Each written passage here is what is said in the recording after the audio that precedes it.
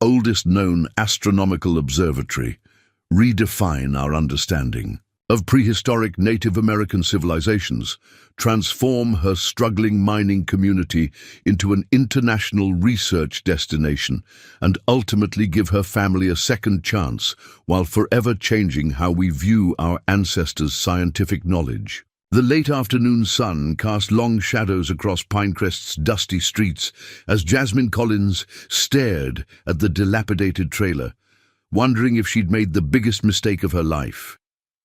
At 34, the former astronomy teacher felt the weight of desperation pressing down on her shoulders.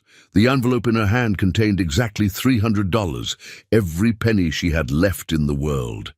"This is really it, Mom?" 8-year-old Lily's voice drifted from their battered Honda Civic, where she sat surrounded by the few possessions they'd managed to keep after the eviction. Her small face peered through the window, eyes wide with uncertainty. Jasmine forced a smile. "It just needs some TLC, sweetie. We'll make it beautiful." The trailer, a 1970s Fleetwood with more rust than paint, sat precariously on uneven ground at the edge of Pinecrest's only trailer park.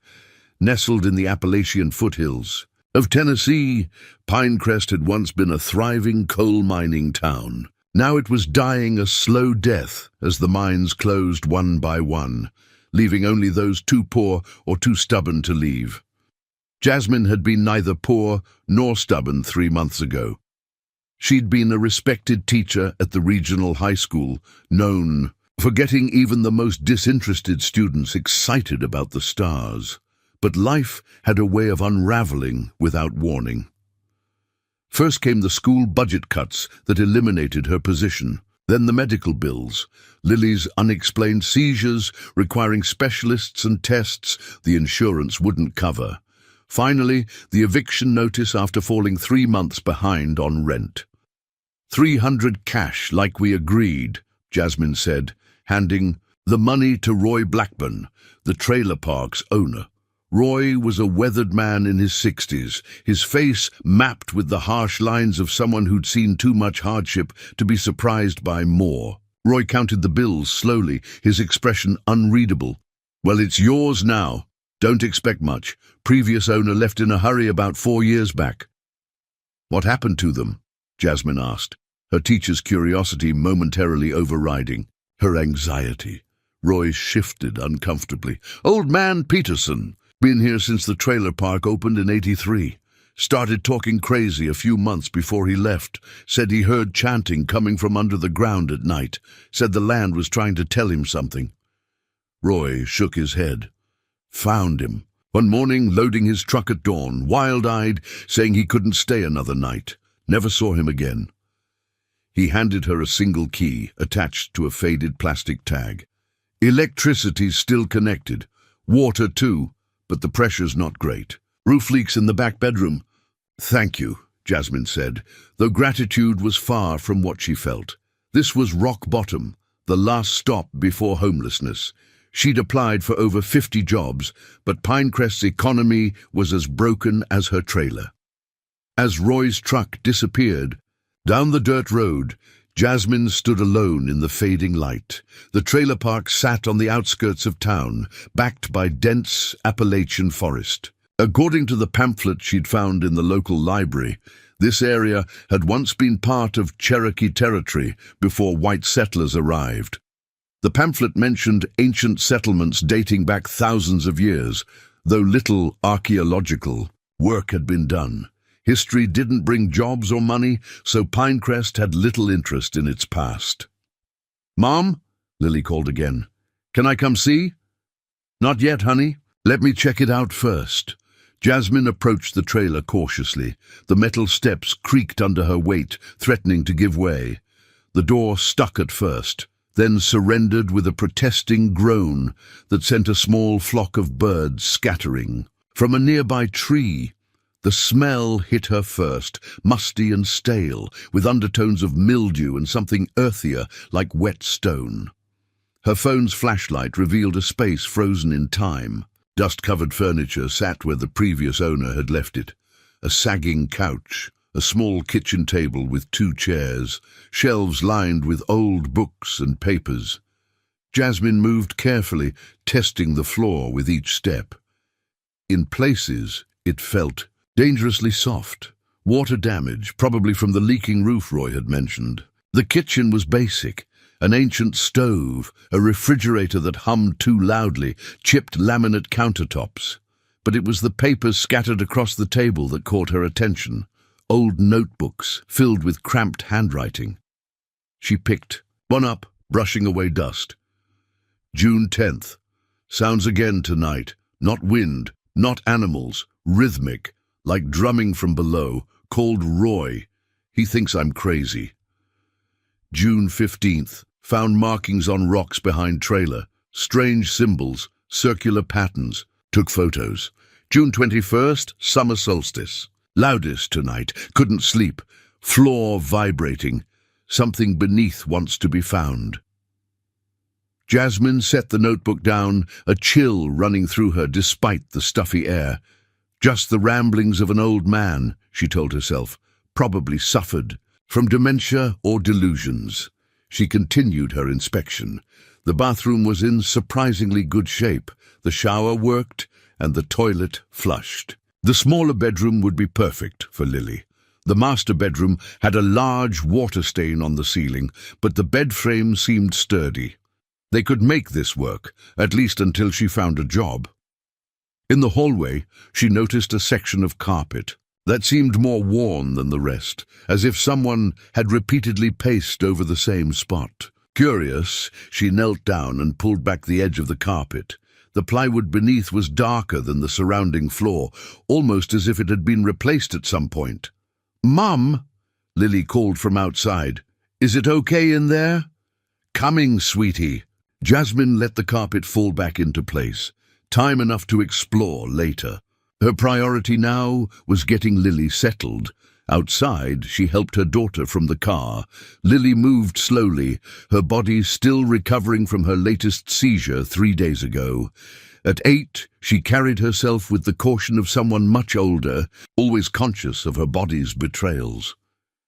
"It doesn't look so bad," Lily said, as they approached the trailer together. "It looks like an adventure." Jasmine felt her throat tighten.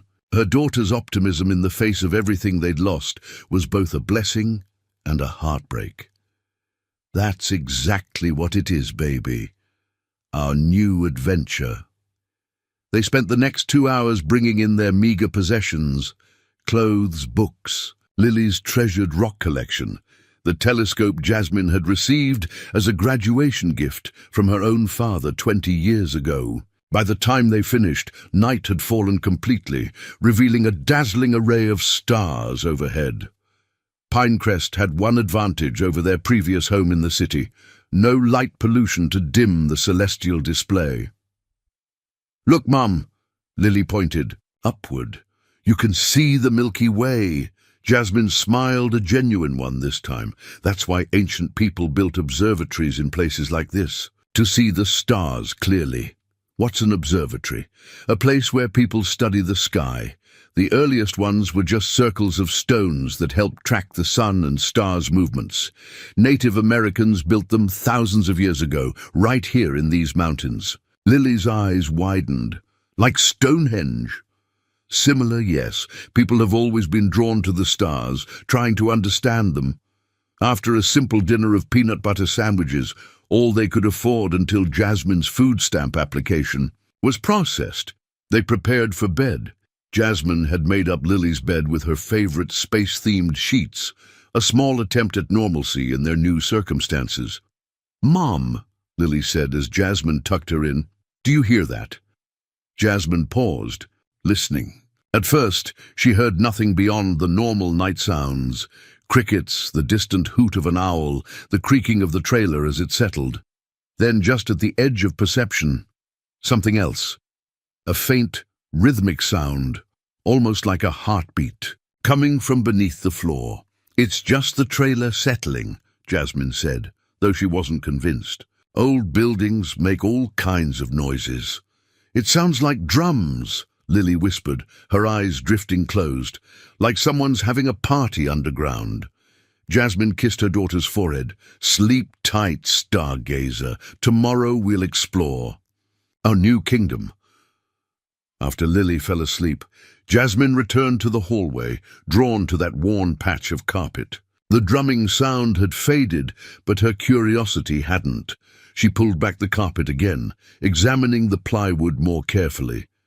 It was definitely newer than the surrounding floor, and as she knocked on it, the sound was different, hollower. Somehow, back in the kitchen, she found a toolbox under the sink.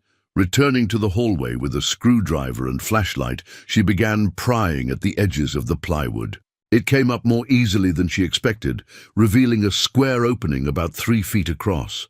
Beneath wasn't dirt or crawl space as she'd anticipated, but a set of rough stone steps descending into darkness. Jasmine's heart raced. A cellar? The trailer wasn't built to have a basement. This had to be something older, something that predated the trailer park entirely. Peterson's notebook suddenly seemed less like the ramblings of a disturbed mind. She shone her flashlight down the steps. They appeared to be carved directly into the bedrock, worn smooth by countless feet over what must have been centuries. The air rising from below was cool and carried that same earthy scent she'd noticed when first entering the trailer, only stronger now, like soil after rain, like ancient stone. Common sense told her to replace the plywood, call Roy in the morning, maybe even the authorities. But years of teaching astronomy had instilled in her a deep respect for ancient knowledge and a curiosity about how our ancestors understood the cosmos. What if this was connected to the Native American settlements, mentioned in the pamphlet? "Just a quick look," she whispered to herself, checking once more that Lily was still asleep. The first step was cool beneath her bare feet, the second slightly damp. By the third, she was fully committed, descending into the earth beneath her. $300 trailer. Guided only by her phone's flashlight and an archaeologist's curiosity she'd never had the chance to pursue professionally. 8 steps down. The stairway opened into a chamber that stole her breath away. The room was circular, about 15 feet in diameter, with walls of fitted stone that couldn't possibly be natural. Her light revealed images carved into these walls, spirals, crescent moons, starburst patterns that she immediately recognized as astronomical symbols. But it was the floor that made her legs go weak. A perfect map of the night sky had been created in stone with different colored rocks, forming constellations. At the center stood a stone pedestal with a depression that would catch light from above when the opening was clear. "An observation chamber," she breathed, her archaeological knowledge from undergraduate courses rushing back. "A prehistoric observatory." The drumming sound came again, though she felt it more than heard it, a vibration through the stone, rhythmic and purposeful. She moved to the walls, running her fingers over the carvings. Some depicted human figures observing celestial events, comets, eclipses, meteor showers. Others showed what appeared to be calendar systems, tracking lunar cycles. In one section, she found markings that could only be a writing system, though not one she recognized from her limited study of Native American languages. The symbols were intricate, flowing like water or stars in motion. As her light traced the circumference of the room, she discovered 4 tunnels leading outward in the cardinal directions. Each was roughly the height of an adult, lined with the same fitted stone as the main chamber. "This isn't just an observatory," she whispered to the empty chamber. "It's a complex." The implications were staggering. Nothing like this had ever been documented in the Appalachian region. Most archaeologists believed the prehistoric peoples of this area, while sophisticated in many ways, didn't create subterranean structures of this complexity. A noise from above made her jump, Lily turning in her sleep. Jasmine suddenly remembered her responsibilities. Whatever this discovery meant, she couldn't explore further tonight, not with her daughter alone in a strange place. As she climbed back up the stone steps, her mind raced with possibilities. If authenticated, this site could rewrite archaeological understanding of pre-Columbian Native American civilizations. But more immediately, it could mean salvation for her and Lily. Archaeological discoveries of this magnitude attracted funding, researchers, possibly even tourism. Back in the hallway, she carefully replaced the plywood and carpet, then sat at the kitchen table, pulling Peterson's notebooks toward her with new respect. She read until dawn, piecing together the old man's experiences. He'd discovered the chamber accidentally when the floor collapsed under him during a heavy rain. Initially fascinated, he'd begun researching the site, taking photographs, making notes. But as time passed, his entries became increasingly disturbed. He described dreams of ancient ceremonies, of star watchers chanting beneath the moon. He became convinced the site was trying to communicate with him, especially during solstices and equinoxes when the drumming sounds intensified. The final entry, dated just days before his departure, read simply, "They chose this place because the veil is thin here. The stars speak more clearly. I understand now why they built it, but I cannot stay. Some knowledge isn't meant for us." Udun, as the first light of dawn filtered through the trailer's dirty windows, Jasmine set the notebooks aside and made a decision. Unlike Peterson, she wouldn't run from this discovery. She would approach it methodically, scientifically, document everything before bringing in experts, but first she needed to secure their immediate future. With new determination, she opened her laptop and began drafting emails to former colleagues in the archaeology department, where she'd studied before switching to education. One name stood out, Dr. Eleanor Harding, her undergraduate advisor, who specialized in archaeoastronomy, the study of how ancient cultures understood and used the stars. "Found something you need to see," she wrote, attaching photos she'd taken in the chamber. "Possibly prehistoric observatory beneath my property in Appalachia, requesting confidential consultation." As Lily stirred in her bedroom, Jasmine closed the laptop and began preparing breakfast, the last of their bread made into toast. Today they would clean the trailer, make it livable. Tonight, after Lily slept, she would return to the chamber with better equipment. The digital camera she'd used in her teaching days, measuring tools, a sketchbook. "Morning, Mom," Lily said, appearing in the hallway, her hair tousled from sleep. "I had the coolest dream about stars dancing under the ground." Jasmine hugged her daughter close, wondering how much to share. For now, she decided, the chamber would remain her secret.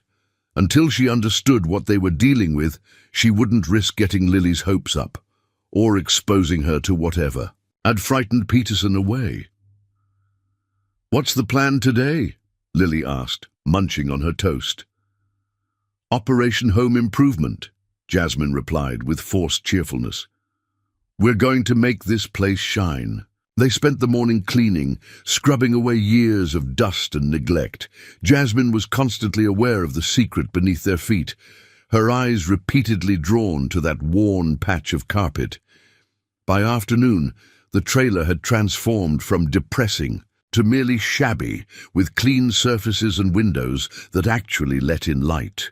As Jasmine hung their few pictures on the walls, her phone buzzed with an email notification. Dr. Harding had responded, "Jasmine, intriguing images, symbols consistent with Mississippian culture, but configuration is unprecedented. Cannot determine authenticity from photos alone. Coming to assess personally. Can arrive tomorrow. Send address.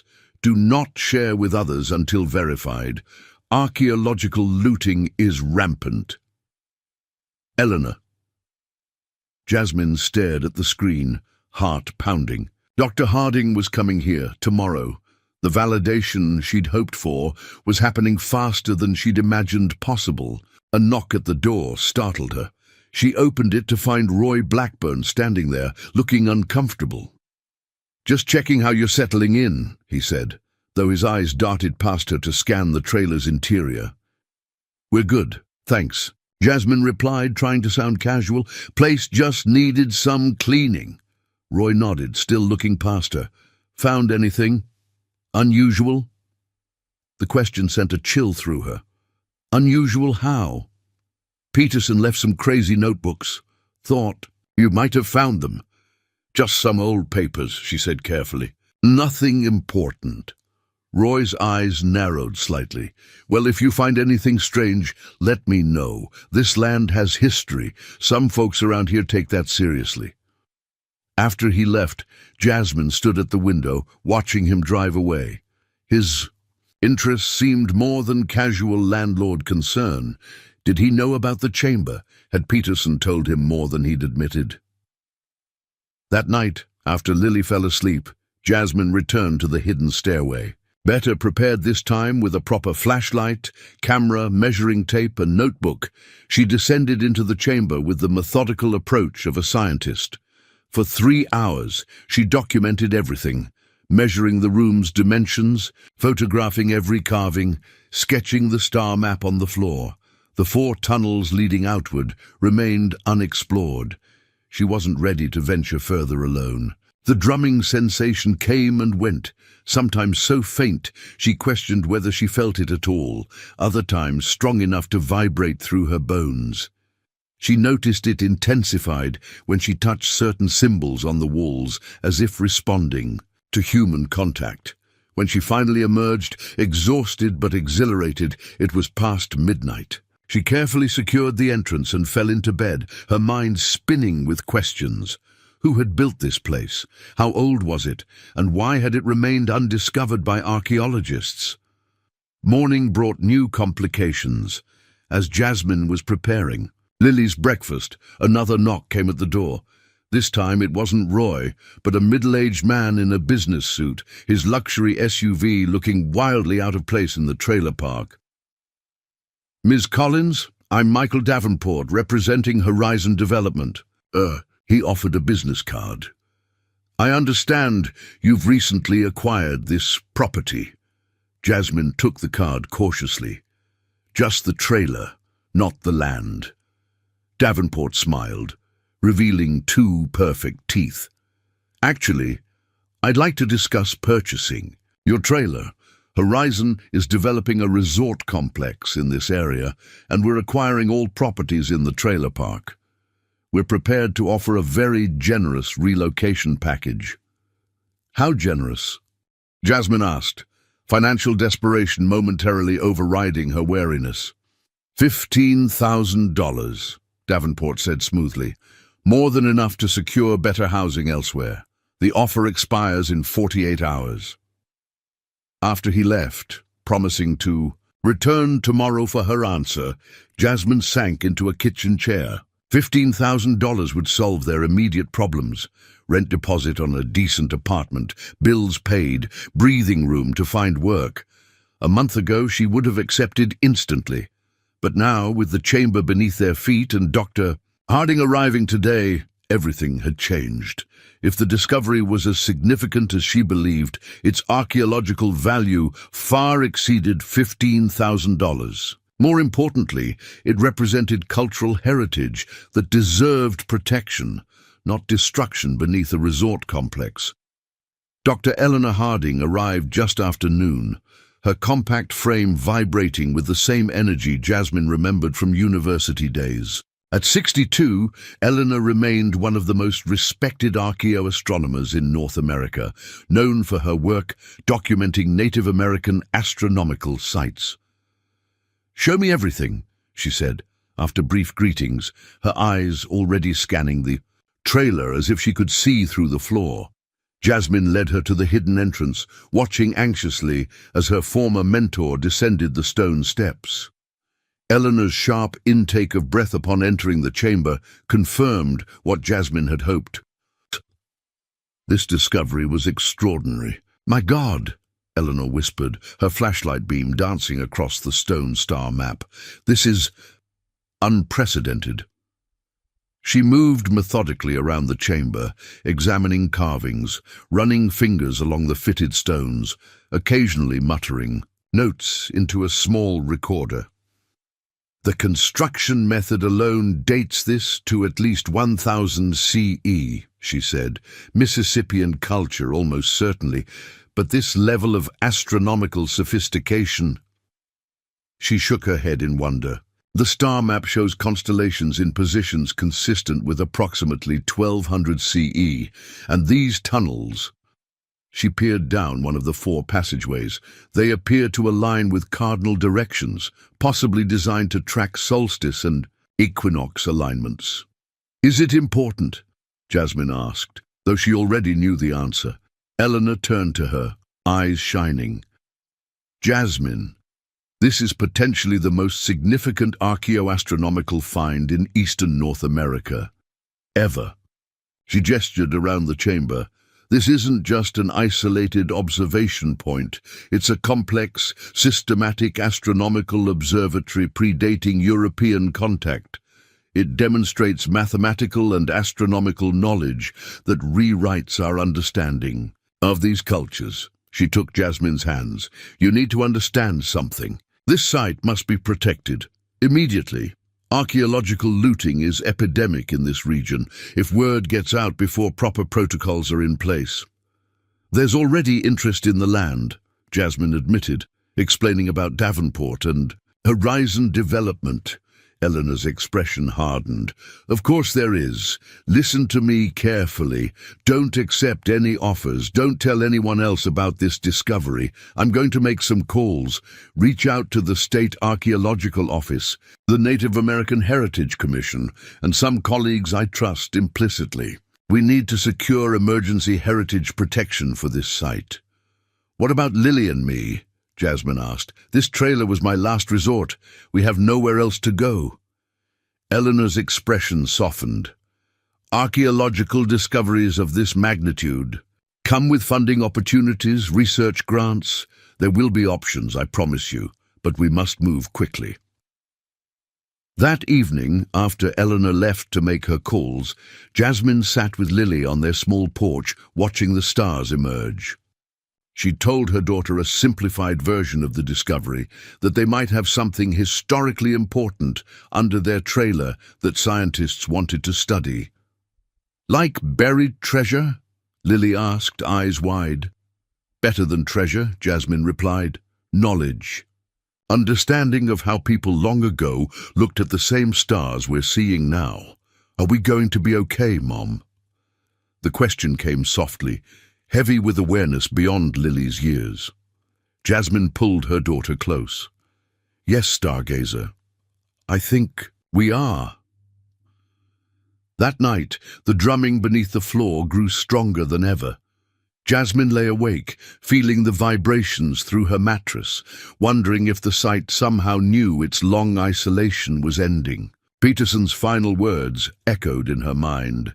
"They chose this place because the veil is thin here. The stars speak more clearly." Morning brought Davenport back, his smile slightly less confident when Jasmine firmly declined his offer. "I should mention," he said, voice hardening, "that Horizon has already purchased the land rights from Mr. Blackburn. This trailer park will be demolished within 6 months, with or without your cooperation." "I understand," Jasmine replied calmly, "but my answer is still no." After he left, she called Eleanor, who arrived within the hour accompanied by a stern-looking woman she introduced as Meredith Kingsley from the State Archaeological Office. "We need to move fast," Eleanor explained. "I've filed emergency paperwork for heritage protection, but these things take time. Meanwhile, Ms. Kingsley needs to make an official assessment." The 3 women descended into the chamber where Meredith's professional detachment quickly dissolved into astonishment. "This is extraordinary," she admitted, photographing everything. "Preliminary assessment confirms archaeological significance warranting immediate protection." She turned to Jasmine. "Ms. Collins, as the discoverer and current resident, you have certain rights regarding this site. the state can issue an emergency protection order preventing any development or disturbance. However, proper excavation and study will require more comprehensive arrangements. By afternoon, the quiet trailer had become the center of carefully controlled activity. A small team of archaeologists arrived to begin preliminary documentation. Security measures were established to protect the site. Jasmine and Lily watched in amazement as their $300 trailer transformed into the epicenter of what Eleanor was already calling one of the most significant archaeological discoveries of the decade. That evening, as the experts continued their work below, Jasmine sat with Eleanor and Meredith at the kitchen table, discussing next steps. "The Native American Heritage Commission has been notified," Meredith explained. "Representatives from the Cherokee Nation and other potentially affiliated tribes will be arriving to consult on the site's protection and study. The university is prepared to offer you a position as site liaison," Eleanor added. "It comes with housing allowance, salary and benefits. Your astronomy background makes you uniquely qualified." "And Horizon Development?" Jasmine asked. Meredith smiled thinly. "They've been served with papers informing them of the site's protected status. Their resort plans will need significant modification." Later, after everyone had gone except the security team stationed outside, Jasmine explained the developments to Lily. "Does this mean we can stay, Mom?" "Yes, but in a different way. We'll be helping the scientists understand what's under our trailer, and you'll be able to see all your doctors again." Lily's face lit up. "So buying this trailer wasn't a mistake?" Jasmine looked around at what had seemed like rock bottom just days ago. "No, stargazer, it might have been the best decision I ever made." That night, for the first time since they'd arrived, the mysterious drumming beneath the floor fell silent. Instead, as Jasmine drifted toward sleep, she heard, or perhaps felt, something different. A humming like distant voices singing in harmony with the stars. "The veil is thin here," she whispered into the darkness, understanding Peterson's words at last. This place had been chosen 1,000 years ago because it offered unique connection to the cosmos. Now, that connection had found new guardians. Outside, the Appalachian night sky blazed with stars, the same patterns ancient astronomers had mapped in stone beneath their feet. Jasmine Collins, who had spent her last $300 on what seemed like the end of hope, now lay at the beginning of something far greater, a bridge between past and future, between earth and sky, between desperation and purpose. Tomorrow would bring journalists, more researchers, tribal representatives, and the beginning of a new chapter for Pinecrest. But tonight, in the quiet darkness, a single mother and her daughter slept peacefully above one of humanity's oldest observatories, their futures as bright as the stars themselves. 6 weeks had transformed Jasmine Collins's life beyond recognition. Where once she had stood alone, staring at a decrepit trailer with $300 in her hand and desperation in her heart, she now found herself at the center of archaeological history in the making. The Pinecrest Observatory, as it was now officially called, had become the most significant archaeoastronomical discovery in eastern North America of the 21st century. Morning sunlight streamed through the trailer windows, now cleaned and fitted, with proper curtains. Jasmine sat at the kitchen table, the same rickety surface where she'd first read Peterson's notebooks, reviewing the preliminary research report she would present at today's press conference. Outside, the formerly quiet trailer park hummed with purposeful activity. "Mum, have you seen my blue notebook, the one with all my star drawings?" Lily appeared in the doorway, her cheeks flushed with health. Regular medical care had worked wonders. She hadn't had a seizure in nearly a month. "Check your backpack, stargazer," Jasmine replied, smiling at the transformation in her daughter.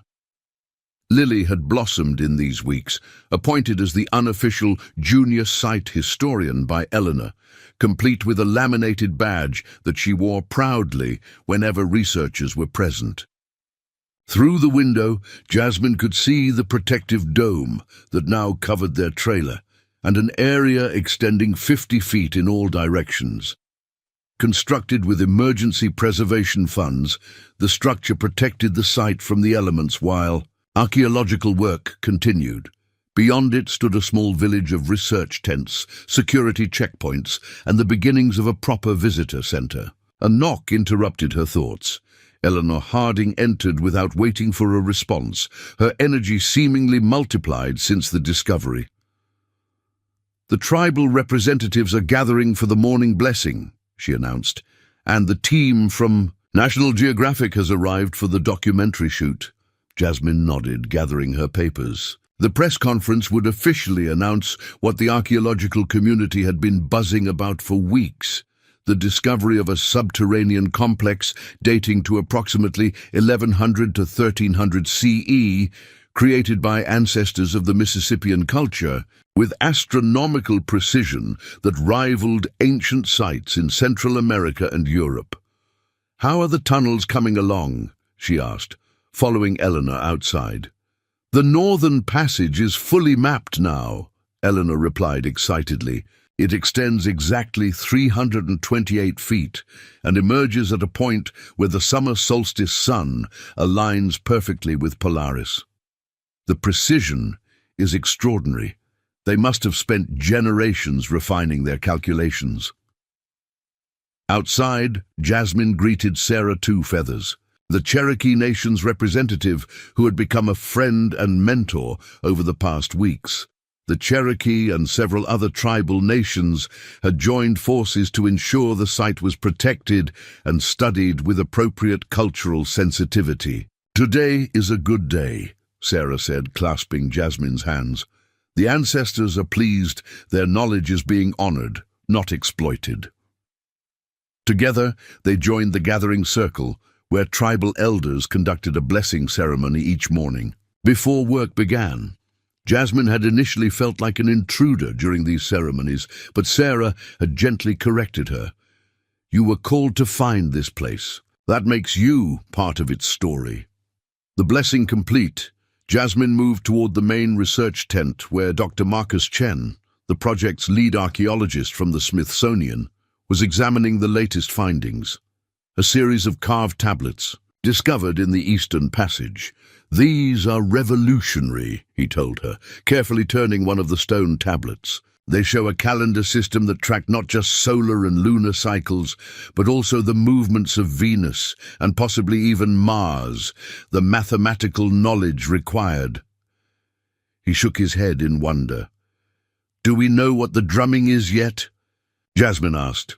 The mysterious vibrations that had first drawn her attention still occurred, especially during astronomical alignments. Marcus shook his head. "We have theories. The chambers may function as resonance chambers, amplifying natural Earth vibrations. Or there could be underground water sources that intensify during certain gravitational alignments. What's clear is that the builders understood acoustic properties and incorporated them deliberately." As they discussed the findings, a commotion at the security perimeter caught their attention. Roy Blackburn stood arguing with a guard, his weathered face flushed with anger. Beside him stood Michael Davenport, looking incongruously polished in his business suit, despite the dusty surroundings. "I'll handle this," Jasmine said, walking over to the checkpoint. "I've got a right to be here," Roy was saying. "This is still my land, protection order or not."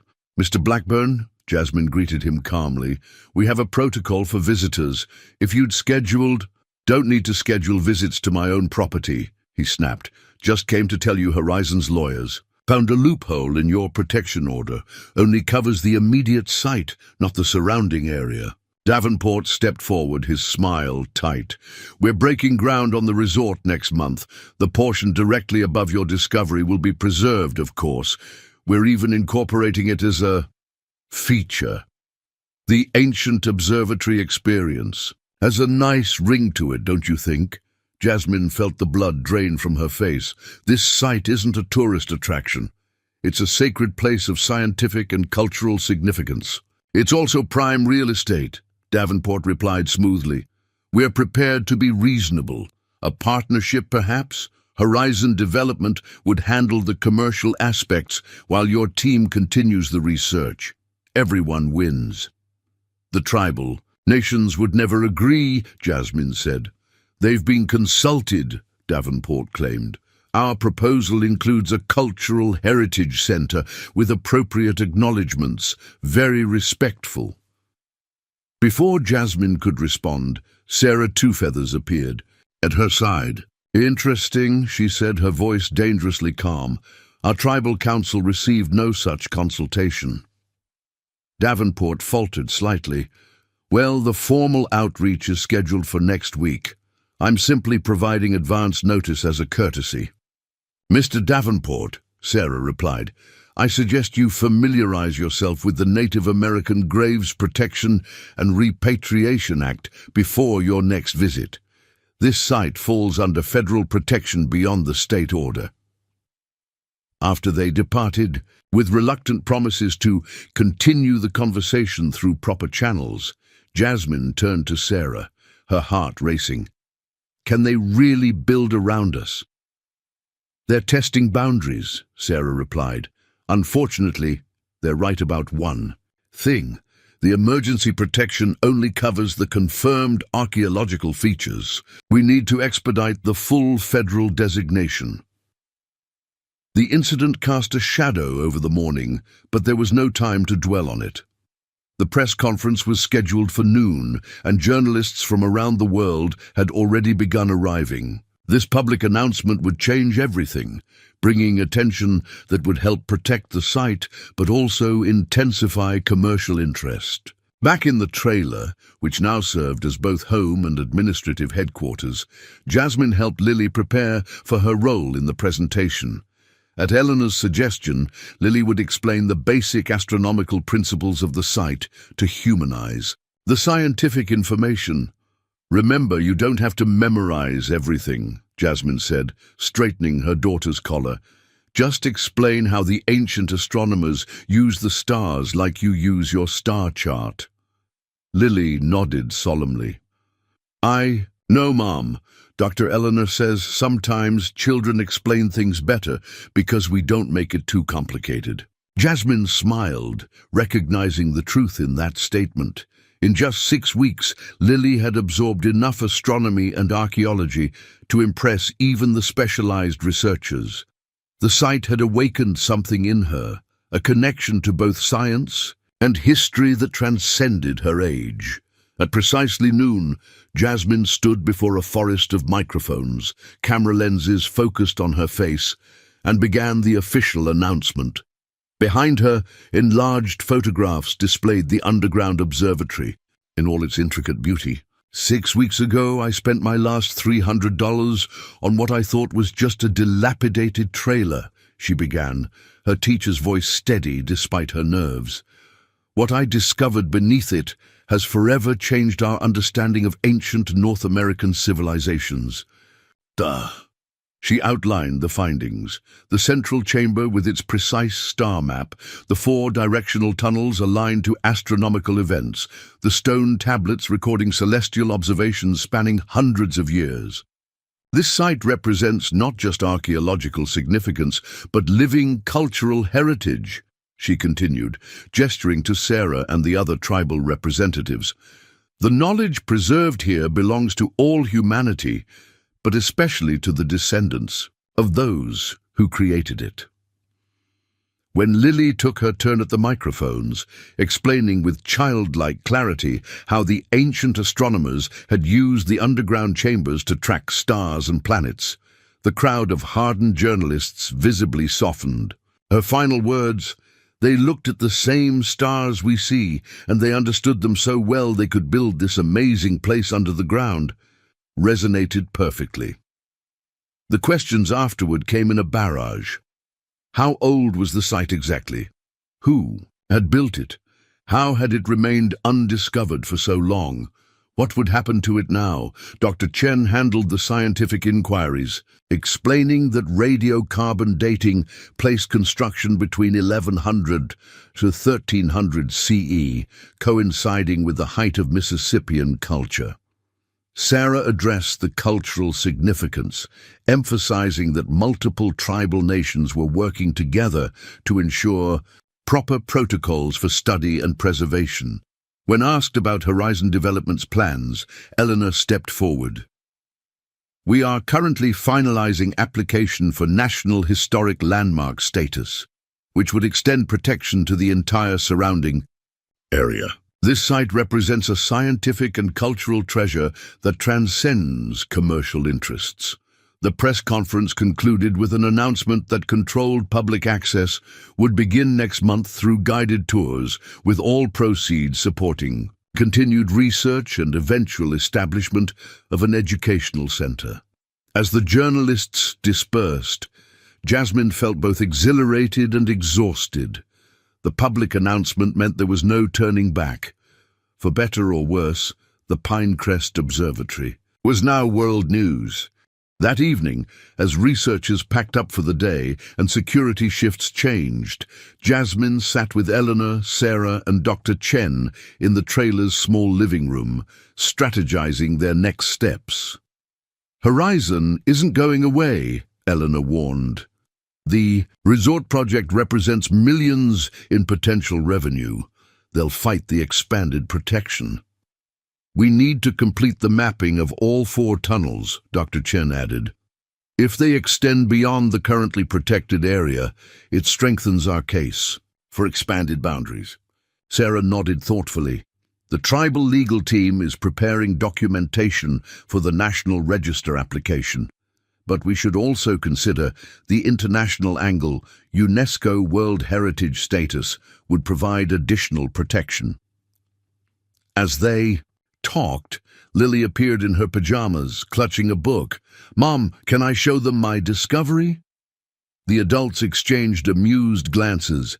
Lily's discoveries were usually charming observations about the site from a child's perspective, but something in her expression seemed different tonight. "What have you found, stargazer?" Jasmine asked. Lily opened her book, Peterson's weather-beaten almanac, that she'd adopted as a journal. Inside, she'd taped rubbings of several symbols from the chamber walls. "I was reading about star patterns in Dr. Eleanor's book, and I noticed something," she explained, turning to a page showing the Pleiades constellation. "This symbol from the West Passage looks exactly like how the Pleiades appeared during an eclipse that happened in 1176. Dr. Chen leaned forward, suddenly alert. "May I see that?" He compared Lily's rubbing to astronomical charts on his tablet, his expression growing increasingly animated. "She's right.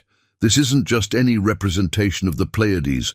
It's showing a specific celestial event, a lunar occultation of the Pleiades that occurred in 1176 CE. He looked up in amazement. This could be a precise date marker for when the observatory was either begun or completed. Eleanor was already pulling up reference materials on her laptop. If we can confirm this interpretation, it would provide the most accurate dating of any prehistoric North American site. "Lily, you may have just made a significant contribution to archaeology." The 8-year-old beamed with pride, but seemed unsurprised by the adult's reaction. "The people who built this place were really good at watching stars. I just paid attention, like they did." After Lily went to bed, the conversation returned to the looming threat from Horizon. "There's something we're missing about Roy Blackburn's involvement," Jasmine said. "He seemed almost personally offended by the protection order." "I've been researching local land records," Sarah offered. "The trailer park property has changed hands multiple times, but it's been in the Blackburn family since the 1920s. Before, in that it was part of a larger parcel owned by the Peterson family, possibly ancestors of your previous tenant." So Peterson might have had family connections to this land going back generations, Jasmine mused. What if knowledge of the site has been passed down? Not the specifics, but enough to know something was here. Eleanor nodded slowly. It would explain why the site remained undisturbed, despite decades of development in the region. Someone was protecting it, however indirectly. Tomorrow I'll visit the county records office, Sarah decided. There may be more to the land, history than we've uncovered. The next morning broke with unexpected developments. Sarah arrived early, her expression grave. Roy Blackburn is at the courthouse filing injunctions against our research permits. And I've discovered something troubling in the county archives. Horizon began purchasing surrounding parcels 2 years ago, long before your discovery. They've been planning this development with specific knowledge of this area. Before Jasmine could process this information, one of the security guards approached. Ms. Collins, there's a situation at the perimeter. Construction equipment is being positioned along the boundary line. Outside, the confrontation was already underway. Heavy machinery, bulldozers and excavators lined the edge of the protected zone. Workers were marking boundaries with bright orange spray paint. Davenport stood supervising, looking smugly confident. "What's happening here?" Jasmine demanded, approaching the boundary line. "Preliminary site preparation," Davenport replied, casually. "All perfectly legal. We're respecting the protected zone, staying exactly 1 foot outside the boundary. The vibrations from your equipment could damage the underground structures," Dr. Chen protested, hurrying to join them. "We've conducted appropriate impact studies," Davenport countered. "Our geologists assure us the bedrock will insulate your precious ruins." As they argued, a remarkable scene unfolded. Vehicles began arriving, dozens, then hundreds of them. Tribal members from multiple nations, local residents, university students, and environmental activists poured onto the site, forming a human chain around the protected perimeter. Sarah stepped forward, her voice carrying across the increasingly crowded space. "This site was created by our ancestors to understand the cosmos. It has survived nearly 1,000 years. It will not be damaged by corporate greed today." News. Crews, still in the area from yesterday's press conference, captured the standoff. Jasmine watched in amazement as the impromptu protest grew, with supporters arriving hourly as word spread through social media. By afternoon, the construction equipment stood idle, surrounded by a peaceful but determined human barrier. As the day progressed, Jasmine found herself giving impromptu interviews, explaining the site's significance to the growing crowd. Lily joined her, the junior historian badge prominent on her chest, describing with infectious enthusiasm how ancient astronomers had built their observatory beneath the Earth because it's like being inside the stars themselves. By sunset, the confrontation had transformed into something like a festival. Musicians played, elders told stories of celestial connections in their traditions, and astronomers set up telescopes for public viewing. The contrast couldn't have been clearer. On one side, idle machinery representing commercial development. On the other, a celebration of science, heritage, and shared human curiosity about the cosmos. As darkness fell, Jasmine stood with Lily, Eleanor, and Sarah at the entrance to the underground chamber. Below them, the ancient star map glowed softly under carefully positioned preservation lighting, the stone constellations mirroring the real stars now visible above. "They won't give up easily," Eleanor cautioned, nodding toward where Davenport huddled with lawyers beside his luxury SUV. "Neither will we," Sarah replied. She handed Jasmine a folder of documents. "These arrived by courier an hour ago. The State Historical Commission has fast-tracked our application. Effective immediately, the protected zone has been expanded to include a half-mile buffer in all directions." Jasmine opened the folder with trembling hands. "This means... It means Horizon can't break ground tomorrow as planned," Sarah confirmed. They'll challenge it, of course, but each delay works in our favor as we compile evidence for the national designation. That night, after the crowds thinned and researchers returned to their meticulous documentation, Jasmine sat with Lily on their trailer steps, gazing at the stars that had guided human curiosity for millennia. "Mum, are we going to be okay?" Lily asked, echoing the question she'd posed weeks earlier when their future had seemed so precarious. Jasmine hugged her daughter close. "Yes, stargazer, we're going to be more than okay." Below them, the ancient observatory continued its silent vigil. The mysterious drumming sounds, now understood as a complex acoustic phenomenon caused by wind moving through the precisely engineered tunnels. 1,000-year-old music that played only when celestial alignments were perfect. Peterson's notebooks, once dismissed as the ramblings of a disturbed mind, had been proven remarkably accurate. He had indeed heard voices from below, the resonance of ancient engineering designed to translate cosmic movements into earthly vibrations. Later that night, alone in the central chamber, Jasmine placed her hands on the stone star map, feeling the faint vibrations that connected her to those ancient astronomers. They had built this place with patience and precision, understanding cosmic cycles that would outlast their own brief lives. Their work had remained hidden for centuries, waiting for the right moment and the right person to reveal its wisdom. "I hear you," she whispered to the silent stones, "and I promise your knowledge will be preserved." From desperate single mother spending her last $300 on a dilapidated trailer to guardian of an archaeological treasure, the transformation seemed impossible. Yet as the stars wheeled overhead in the same patterns the ancient astronomers had so carefully tracked, Jasmine Collins understood that she had not found this place by accident. Just as the observatory had been positioned with celestial precision, her arrival had been a matter of perfect timing, a cosmic alignment of need and purpose, desperation and discovery. Tomorrow would bring new challenges, legal battles, scientific questions, logistical problems. But tonight, in the quiet darkness beneath the Appalachian stars, a 1,000-year connection between past and present hummed with possibility. The ancient astronomers had built their observatory to understand their place in the cosmos. Now Jasmine and Lily had found their own place in that continuing story. Not ending, but evolution. Not loss, but legacy.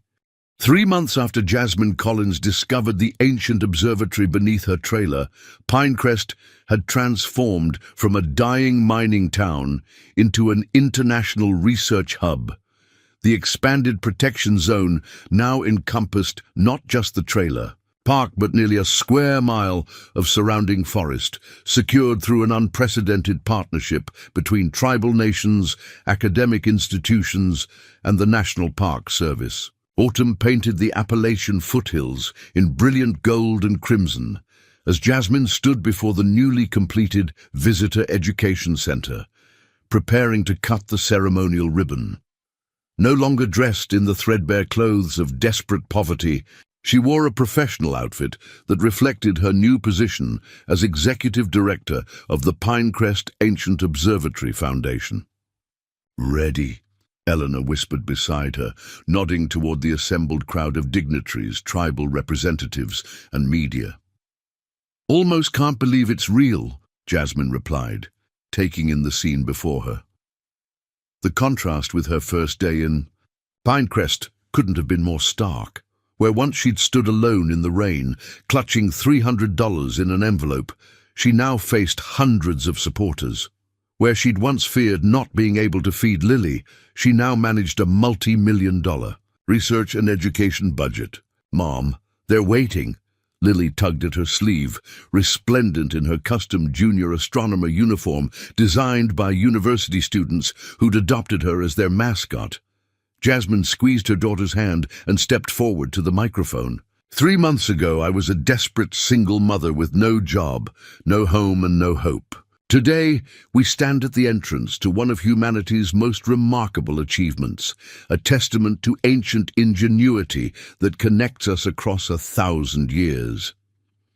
As she spoke, her eyes found familiar faces in the crowd.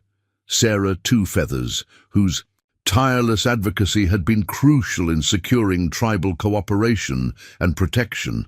Dr. Chen, whose scientific credibility had helped convince skeptical authorities, and surprisingly, old Roy Blackburn standing at the back, his weathered face, unreadable but his presence significant. This center represents more than just a tourist attraction or research facility, Jasmine continued. It embodies our commitment to preserving knowledge that transcends cultures and generations.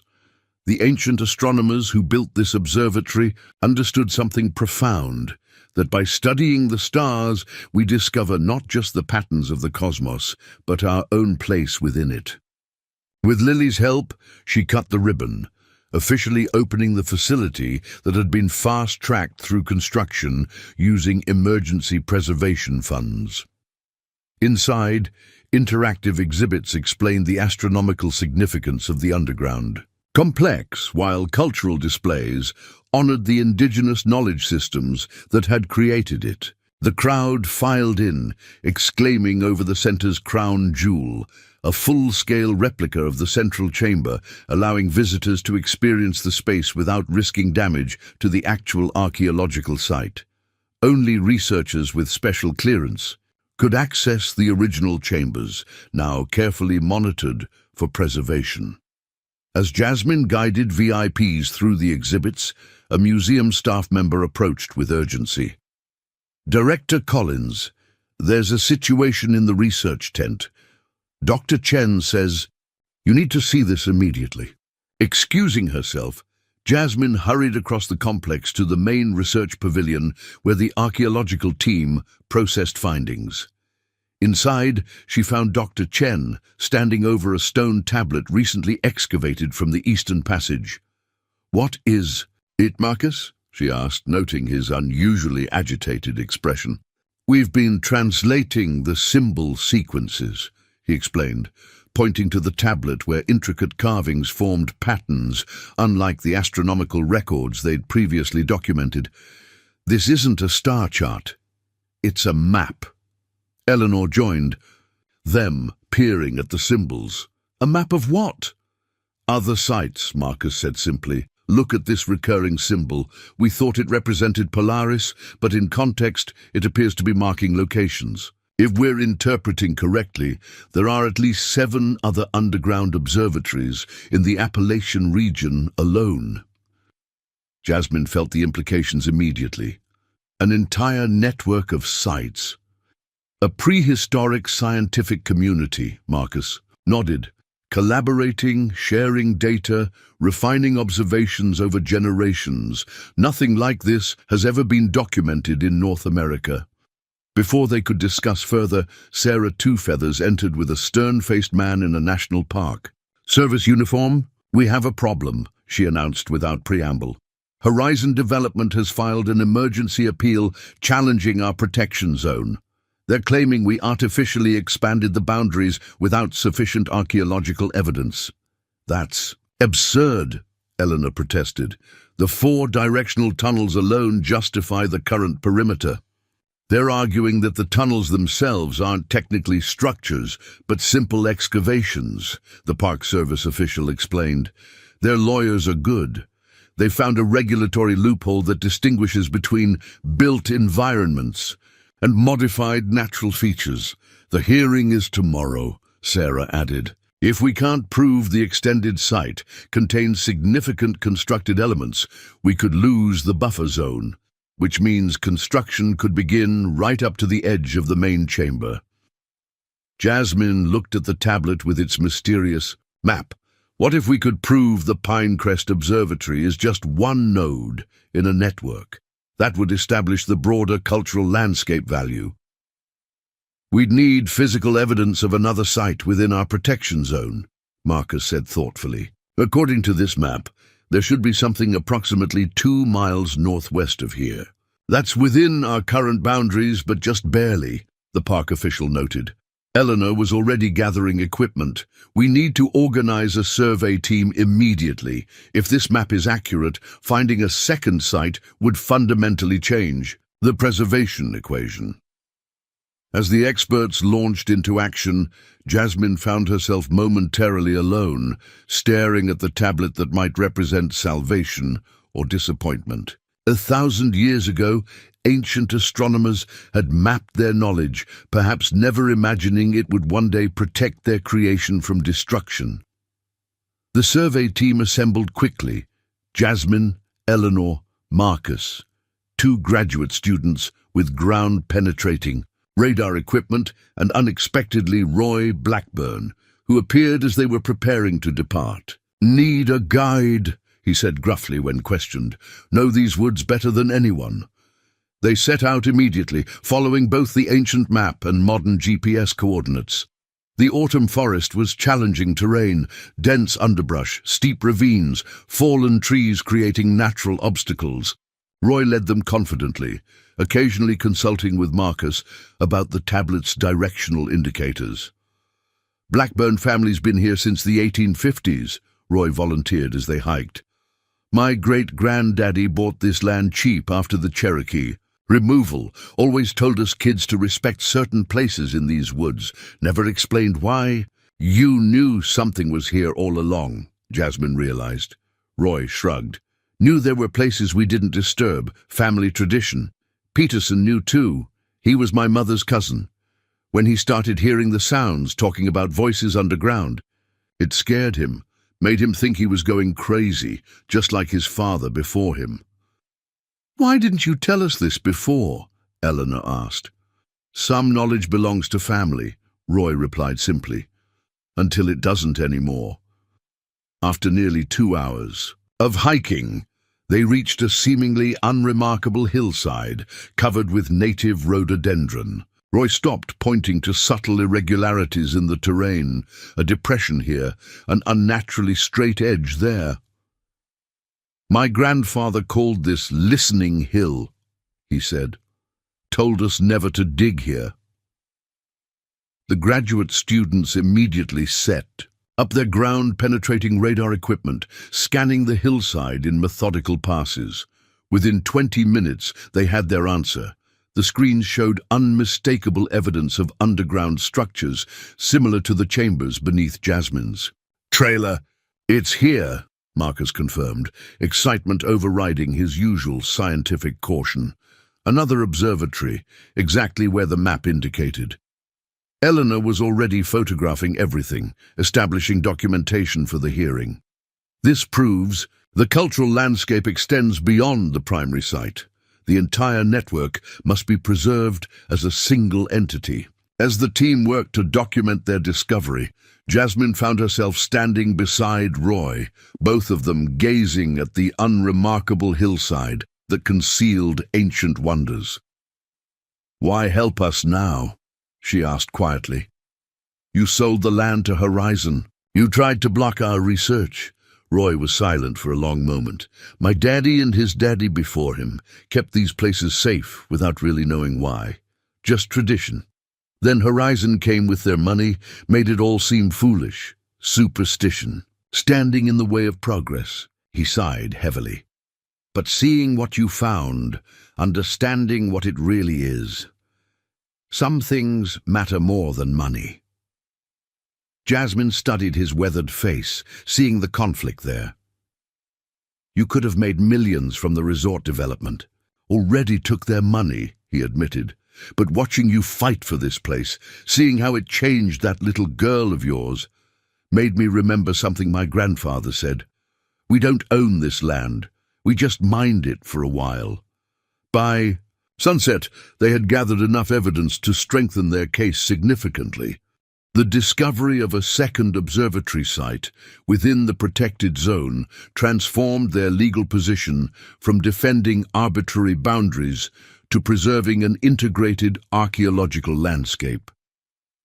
As they hiked back through the darkening forest, Jasmine found herself reflecting on Roy's words.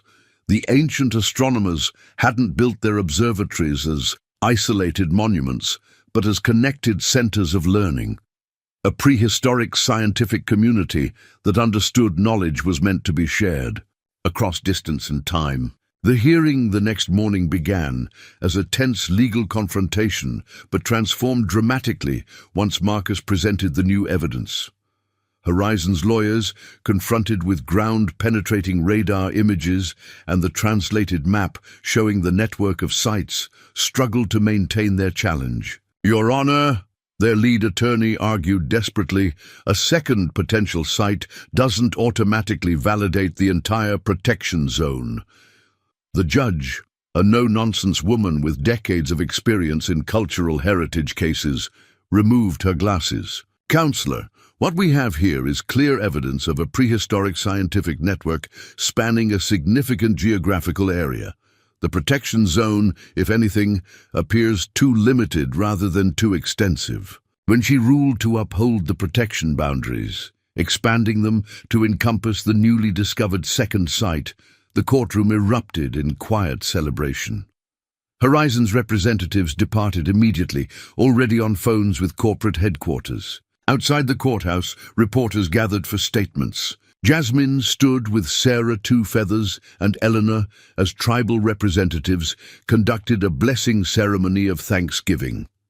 The legal victory marked a turning point, not just for the Pinecrest Observatory, but potentially for archaeological preservation throughout the region. "This isn't over," Eleanor cautioned as they returned to the site.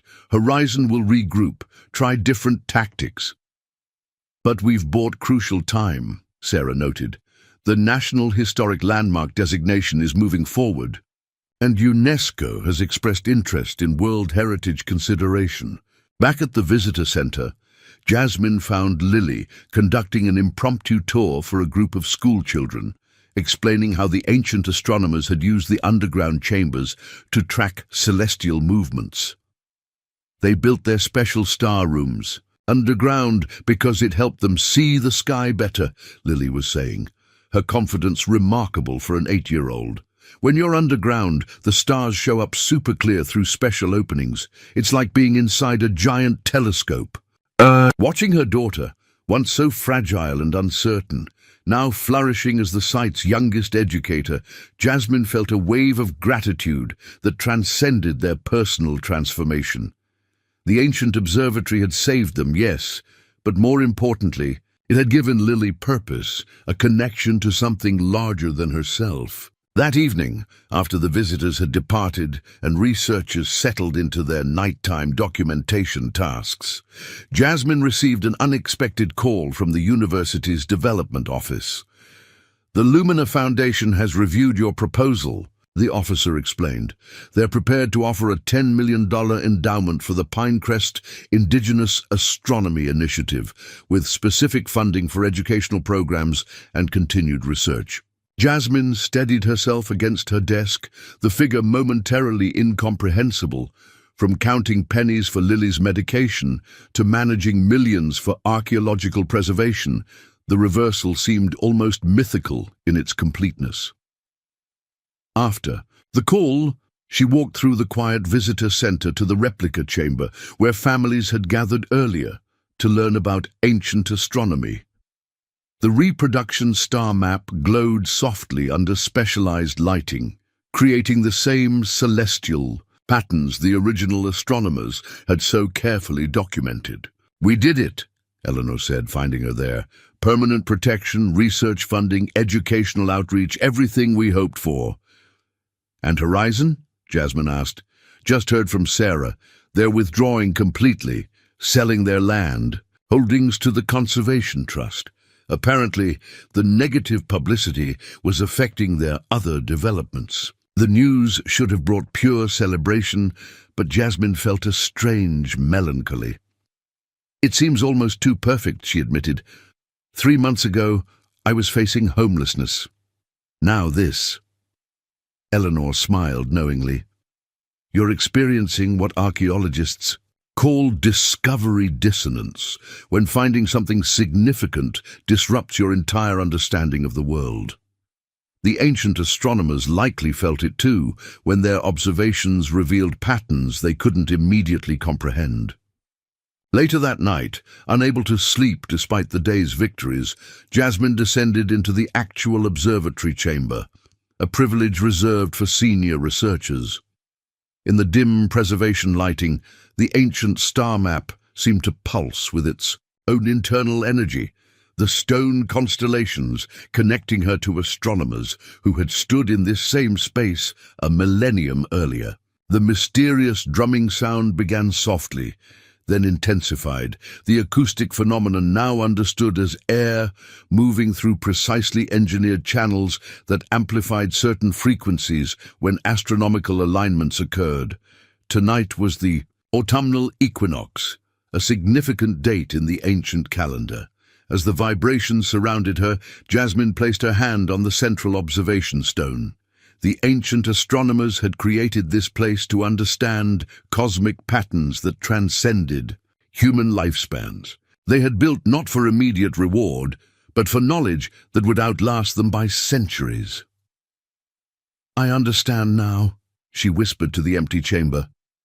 The words felt right, though she couldn't have explained exactly what understanding had come to her. Something about cycles, perhaps. How desperation could transform to purpose, how endings contained beginnings, how knowledge preserved with patience would eventually find its moment of revelation. The next morning brought new developments that reinforced this sense of cosmic timing.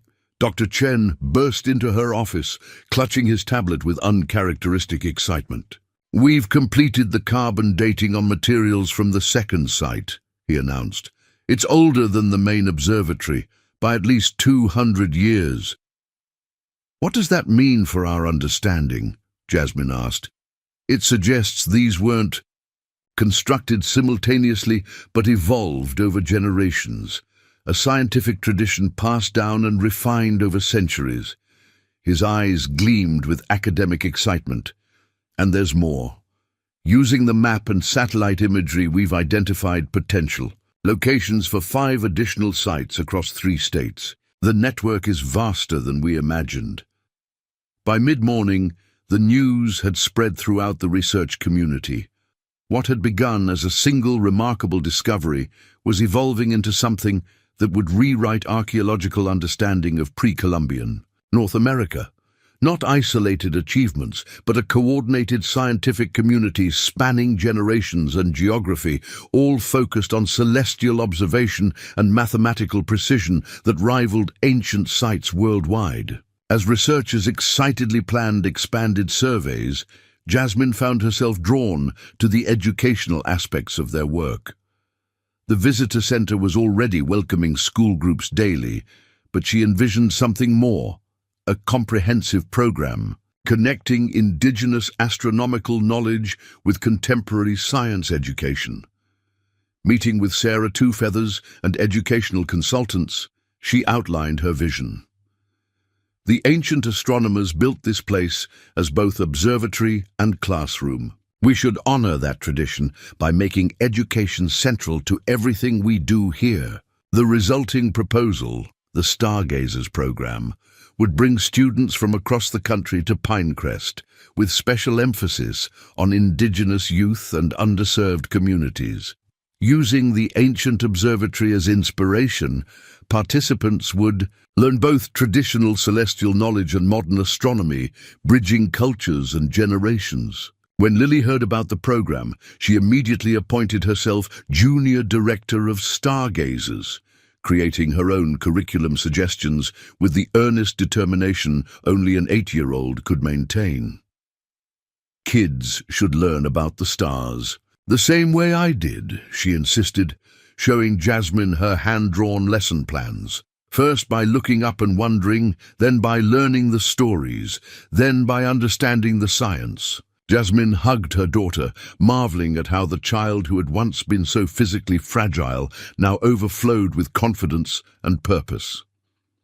Lily's seizures had diminished significantly under proper medical care, but Jasmine suspected the improvement wasn't just pharmaceutical. The ancient observatory had given her daughter something medicine alone couldn't provide: a sense of belonging to something vast and meaningful. That afternoon, as Jasmine prepared for a meeting with UNESCO representatives interested in the site's World Heritage potential, Roy Blackburn appeared at her office door. "Got something for you," he said, placing a small wooden box on her desk. "Found it among my grandfather's things. Thought it might belong here now." Inside the box lay a hand-carved stone pendant, a miniature replica of the Central Chamber's star map, worn smooth by generations of handling. "Family legend says it was made by the original people who knew about the place's underground," Roy explained awkwardly. "Been passed down father to son, with instructions to protect the sacred hills." Jasmine lifted the pendant carefully, noting its remarkable precision. "Your family were the guardians all along, weren't you? Even without fully understanding what you were protecting." Roy nodded, uncharacteristically emotional. "Think maybe that was the point. Didn't need to understand everything to know it. Mattered." As he turned to leave, Jasmine called after him. "The visitor center needs a local history coordinator, someone who knows this land and its stories. The position comes with a good salary and benefits." Roy paused, considering. "Might know someone suitable," he said finally, the ghost of a smile crossing his weathered face. 3 months after spending her last $300 on a trailer that seemed like rock bottom, Jasmine Collins stood at the center of a transformation larger than she could have imagined. The ancient observatory had saved her family from destitution, yes, but more importantly, it had connected them to an intellectual and spiritual legacy that spanned 1,000 years. That evening, she and Lily sat on their new porch, the trailer, now renovated and expanded into a comfortable home that served as both residence and administrative hub for the site. Above them, the same stars that had guided the ancient astronomers sparkled in the autumn sky. "Mom," Lily said, looking up from her astronomy homework, "do you think the people who built the star chambers knew we would find them someday?" Jasmine considered the question with the seriousness it deserved. "I think they built something to last, because knowledge matters. They couldn't know who would find it, but they must have hoped someone would, someone who would understand and protect what they created." "Like how you found it when we needed a home," Lily observed with a child's perfect clarity. "And now we're helping other people learn about the stars too." Jasmine hugged her daughter close, reflecting on how their desperate last chance had transformed into limitless possibility. The ancient astronomers had tracked cosmic cycles with patience and precision, understanding that patterns too vast for one lifetime still mattered. In their own way, Jasmine and Lily had become part of that tradition, guardians of knowledge that connected past to future through the eternal language of the stars. As if acknowledging this connection, the faint sound of drumming rose from beneath their feet, the ancient observatory singing its celestial song as it had for 1,000 years, no longer hidden, no longer silent, but resonating with renewed purpose across the bridged centuries. 20 years had passed since Jasmine Collins spent her last $300 on a rusted trailer in the forgotten town of Pinecrest. On this crisp autumn morning, she stood on the observation platform overlooking what had become one of the world's most significant archaeological and educational complexes. The International Center for Indigenous Astronomy now covered nearly 5 square miles of protected land, its sleek, modern buildings harmonizing with the ancient landscape rather than dominating it. "Professor Collins, they're ready for you," a young assistant called, tablet in hand. "The symposium delegates are all seated." Jasmine nodded, taking one last moment to absorb the panoramic view. The transformation still amazed her, even after all these years. Where once had stood a dilapidated trailer park, now rose a complex that welcomed researchers and visitors from across the globe. The ancient observatory that had saved her and Lily from destitution had grown into something far beyond archaeological. Significance. It had become a bridge between cultures, between past and future, between earth and sky. She made her way to the Grand Assembly Hall, its architecture inspired by the circular design of the original underground chamber. Today marked the opening of the decennial symposium on archaeoastronomy, bringing together 200 experts from 6 continents to share discoveries from similar sites worldwide. The timing was deliberate, exactly 20 years since the discovery that had transformed not just Jasmine's life, but archaeological understanding across North America. As she entered through a side door, Jasmine caught sight of familiar faces. In the front row, Eleanor Harding, now in her 80s, but still sharp-minded, her pioneering work on the Pinecrest Network having redefined archaeoastronomy as a discipline. Sarah Two Feathers, whose advocacy had expanded into international indigenous rights, serving now on UNESCO's Cultural Heritage Committee. And Dr. Marcus Chen, whose initial skepticism had transformed into career-defining commitment to understanding the ancient astronomer's mathematical precision. But it was the symposium chair who brought the warmest smile to Jasmine's face. Dr. Lily Collins, at 28, had fulfilled the promise of the curious child who had once drawn star maps in crayon. With dual doctorates in astrophysics and cultural anthropology, she had become the leading expert on integrating indigenous astronomical knowledge with contemporary science. The seizures that had once threatened her development were now so rare as to be almost forgotten. "Distinguished colleagues," Lily began, her confident voice carrying through the hall, "20 years ago, my mother spent our last $300 on what seemed like a desperate gamble, a dilapidated trailer in a dying town. What she found beneath that trailer has transformed our understanding of prehistoric North American science and connected ancient wisdom to future discovery." The audience applauded as Jasmine took the podium, embracing her daughter briefly. Before turning to address the assembly, "When I descended those stone steps for the first time," she began, "I was simply a desperate mother seeking shelter. I could never have imagined that moment would reshape archaeological understanding across 3 continents." She activated the holographic display, revealing a 3-dimensional map of what had become known as the Ancestral Astronomical Network. 47 confirmed sites spanning the Appalachian region, each constructed between 900–1400 CE, each precisely aligned with celestial phenomena. What began as a single remarkable discovery has revealed itself as one of humanity's greatest scientific achievements, Jasmine continued. These ancient astronomers created an integrated research community spanning generations and geography, all without written language as we understand it, all without modern technology. The hologram shifted to show the mathematical precision encoded in the observatory designs, proportional relationships that captured planetary movements, solar cycles, and even the precession of equinoxes over vast time periods. But today, I want to focus not just on what these ancient scientists achieved, but on why their work matters to us now. Jasmine surveyed the audience, seeing not just archaeologists and astronomers, but tribal youth, international students, and government officials.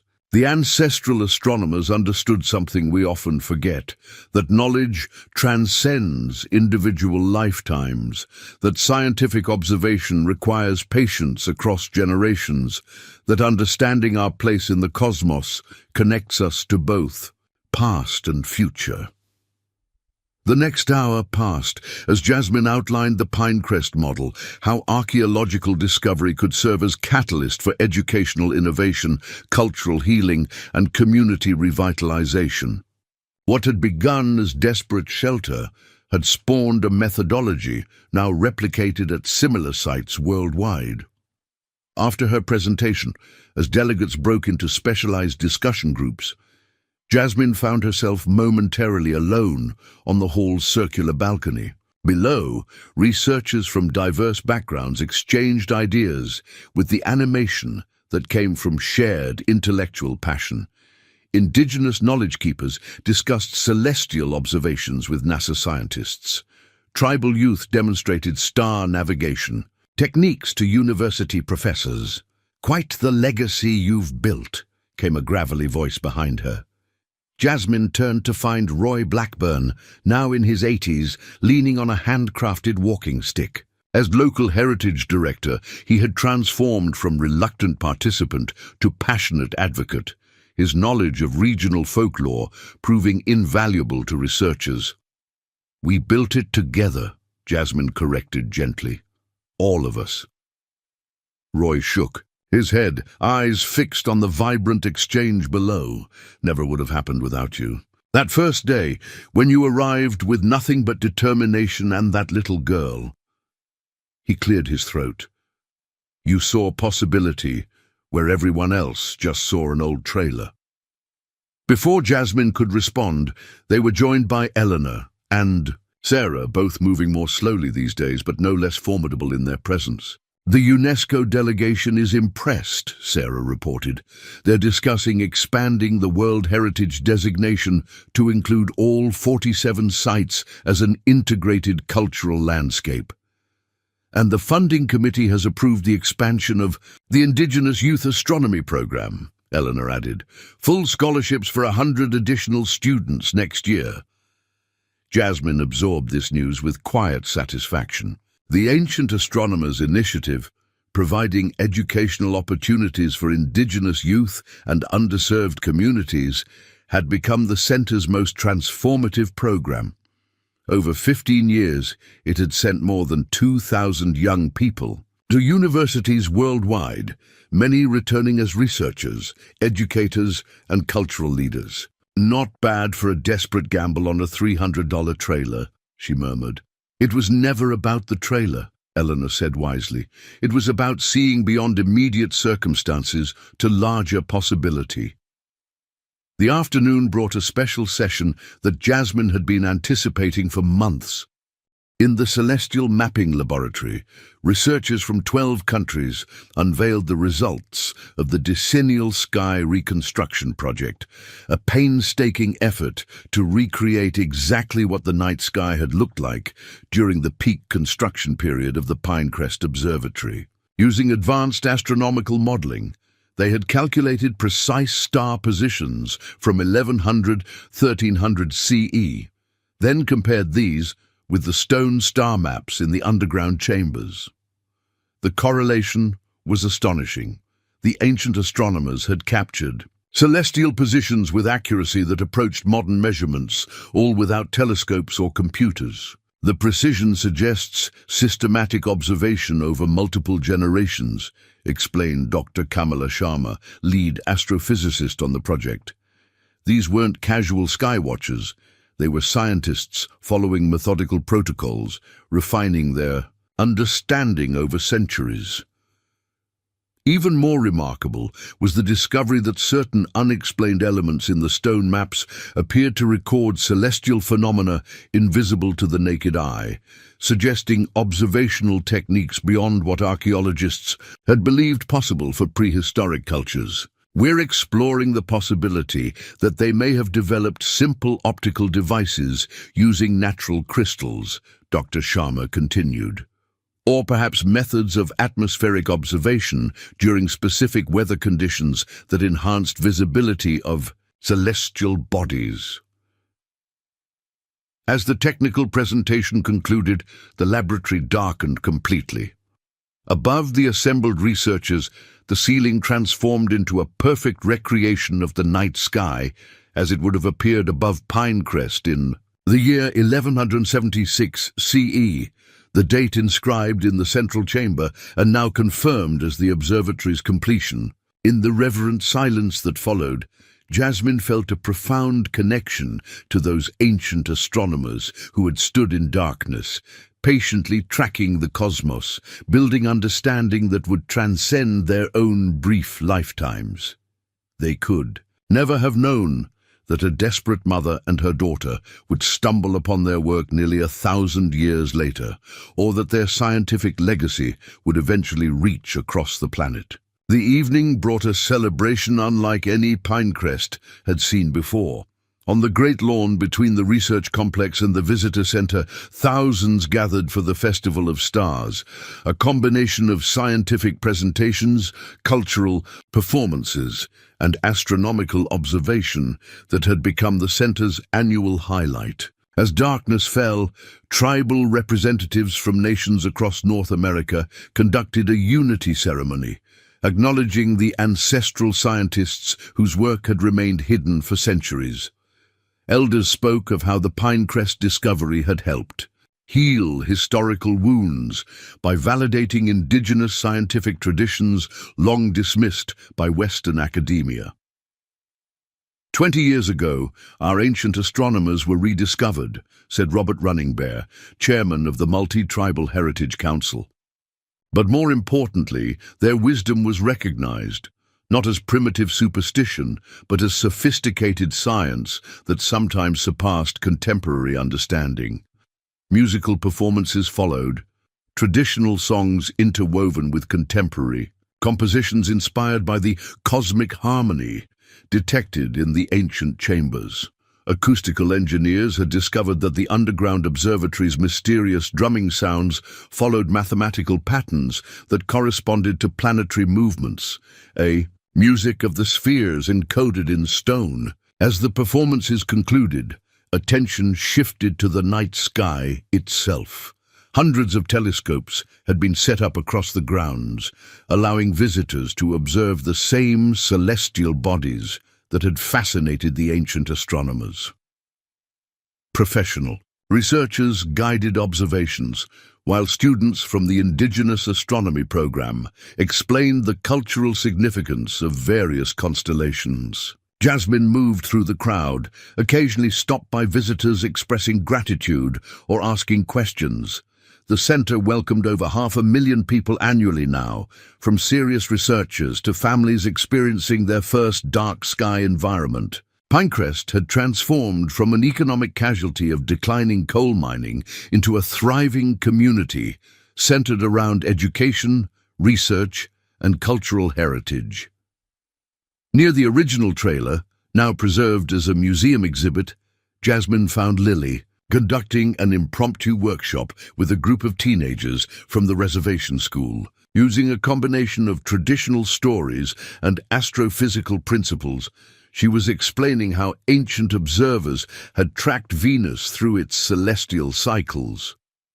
The morning star was particularly important, Lily was saying, her hands tracing patterns in the air that the students followed with rapt attention. Its movements were recorded with mathematical precision in the Eastern Passage. But they didn't just track its position, they understood its relationship to agricultural cycles, to seasonal changes, to the entire cosmic order. Watching her daughter, once a frightened child with unpredictable seizures, now a confident scientist bridging worlds, Jasmine felt the full weight of their journey. 20 years ago, spending her last $300 had seemed like surrender to desperation. Instead, it had been the first step toward purpose beyond anything she could have imagined. Later that night, after most visitors had departed and only researchers remained conducting observations, Jasmine made her way to the original underground chamber. Unlike the replicas built for educational purposes, the actual archaeological site remained carefully preserved, accessible only to authorized personnel for specific research purposes. The stone steps had been reinforced, the passage stabilized, but otherwise the chamber remained as she had found it that first night. A perfect astronomical calendar carved from stone, recording celestial knowledge that had outlasted its creators by centuries. As she descended into the familiar space, Jasmine found she wasn't alone. Lily was already there, sitting quietly beside the central observation stone, notebook open but untouched. "I thought I might find you here," Jasmine said softly, joining her daughter in the chamber's peaceful stillness. 20 years ago tonight," Lily replied, her voice hushed with reverence. "You carried me inside sleeping, set me on a blanket, and then discovered this place. You remember that? Not directly, but I've heard the story so many times, seen the recreation in the museum. It feels like memory. Lily traced her fingers along the stone star map. I've been thinking about parallel journeys, the ancient astronomers building this place over generations, and our journey from that desperate night to now. The soft vibration began beneath them, the mysterious acoustic phenomenon that had first drawn Jasmine's attention decades earlier. After years of research, scientists had determined that the sound resulted from wind moving through precisely engineered tunnels, amplified during specific astronomical alignments. "They're singing tonight," Lily murmured, using the phrase that had become common among researchers to describe the observatory's acoustic properties. "Special occasion," Jasmine smiled. 20 years of rediscovery deserves acknowledgement. As they sat together in companionable silence, Jasmine reflected on how the ancient observatory had transformed not just archaeological understanding, but the trajectory of countless lives. The dying town of Pinecrest had been reborn as an international research center. Indigenous knowledge that had been marginalized for centuries now informed cutting-edge science. Young people from communities lacking educational opportunities now studied the cosmos using both ancient wisdom and modern technology. "Mom," Lily said after a while, "do you ever wonder if we were meant to find this place? If somehow, across 1,000 years, the ancient astronomers built this for us to discover when we needed it most?" It was a question Jasmine had considered many times over the decades.